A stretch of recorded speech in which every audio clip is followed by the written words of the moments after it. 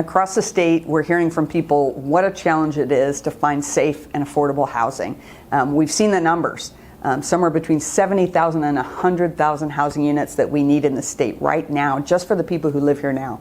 And those numbers are higher when you talk about affordable housing, things for folks who, I mean, we're talking everyone from our teachers to our firemen to our care workers cannot afford their places to live. And so we really need to increase the supply of housing that we have. We haven't had enough housing built or renovated lately to cover that growth we've had in our communities. So if we want our economy to grow and our communities to thrive, we really need to invest in housing. So I'm bringing forward 3 bills specifically focused on the housing supply issue. 1332, Senate Bill 1332 is called Thrive. That would be money for cities around their water and infrastructure, because sometimes they're not able to plan for housing developments because they have issues with outdated sewer systems, outdated water systems. This would be money they could borrow in order to grow that in the ways that they think it makes sense for their community. Another program I put forward is called the Restore program, and that's specifically adaptive reuse tax credits. This is Senate Bill 1393. It would be a tax credit for those who turn a building into housing. So I'm talking about everything from an industrial building to a warehouse to a retail space.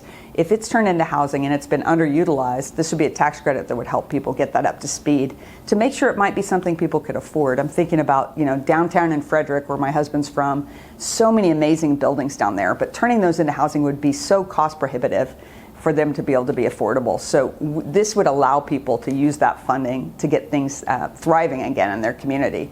And then the last bill I want to talk about today is about our faith communities. We know a lot of churches, a lot of faith-based communities have property across the state. If they have surplus property, they could build on their property if this bill passed, and they could make housing happen without all the red tape. This is Senate Bill 1545.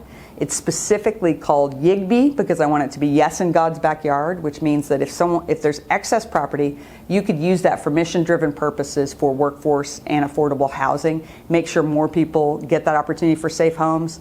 And we're trying to reduce homelessness. This needs to happen now and into the future. We got to keep doing this work. So these are the 3 bills I'm putting forward this year. I can't wait to work on them more.